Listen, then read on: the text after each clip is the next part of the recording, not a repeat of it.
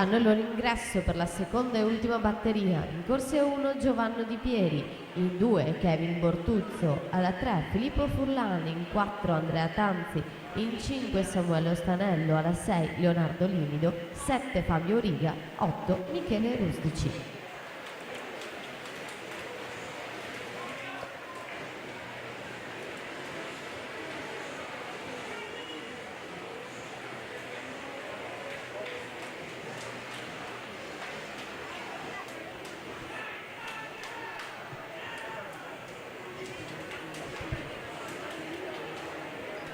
Abbiamo quindi le finaliste 200 dorso ragazze, miglior tempo Anna Porcari con record MCG 2:14:54, con lei Sara Flavia Strimb, Anna De Boni, Emma Scomparin, Izza Vedec, Anna Chiara Portolan, Margherita Serafin e Giada Solmi, che ottiene l'ultimo tempo 2:29:38.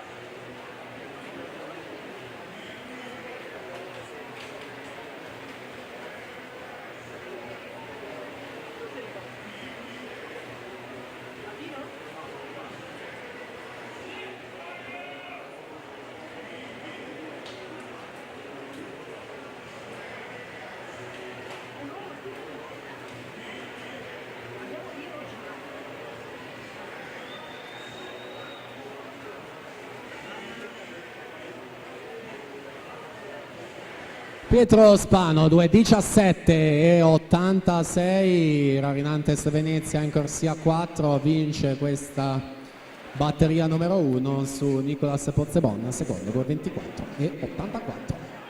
Quindi attendiamo l'arrivo di tutti gli atleti, dopodiché alla partenza la seconda e ultima batteria.